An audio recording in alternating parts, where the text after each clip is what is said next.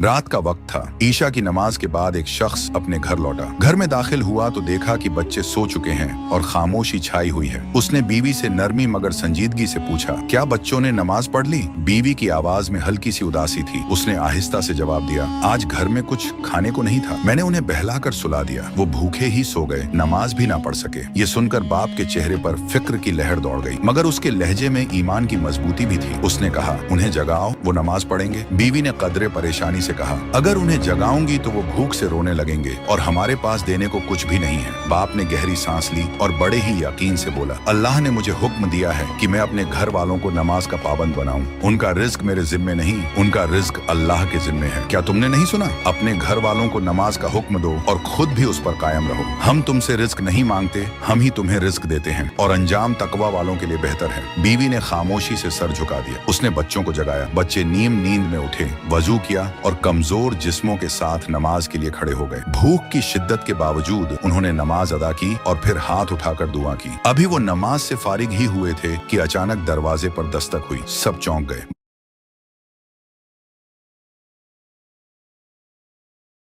ने कहा, ये खाना अपने घर वालों के लिए ले लीजिए। बाप हैरान होकर बोला, मगर आप कौन हैं और ये सब क्यों दे रहे हैं? वो शख्स मुस्कुराकर बोला, मैं एक अमीर आदमी के लिए ये खाना लेकर जा रहा था, मगर खाने से पहले हमारा आपस में झगड़ा हो गया और उसने कसम खा ली कि वो कुछ नहीं खाएगा। मैं ये खाना वापस ले जा रहा था। फिर दिल में ख्याल आया कि उसे किसी ऐसे घर में दे दूं जहां वाकई जरूरत हो। मैंने सोचा, जहां मेरे कदम रुक जाएंगे वहीं दे दूंगा, और अल्लाह की कसम, मेरे कदम आकर आपके दरवाजे पर ही रुक गए। ये सुनकर उस शख्स की आंखें भर आईं। उसने फौरन आसमान की तरफ हाथ उठाए और दिल से दुआ की, ऐ मेरे रब, मुझे और मेरी औलाद को नमाज कायम करने वाला बना दे और हमारी दुआ कबूल फरमा। इस लम्हे उस घर में सिर्फ खाने की खुशबू नहीं थी, बल्कि यकीन, सब्र और अल्लाह की रहमत की एक ऐसी फजा थी जो दिलों को हमेशा के लिए बदल देने वाली थी। ये वाकया याद दिलाता है कि जब इंसान अल्लाह के हुक्म को तरजीह देता है तो अल्लाह वहां से रिज़्क अता करता है जहां से गुमान भी नहीं होता।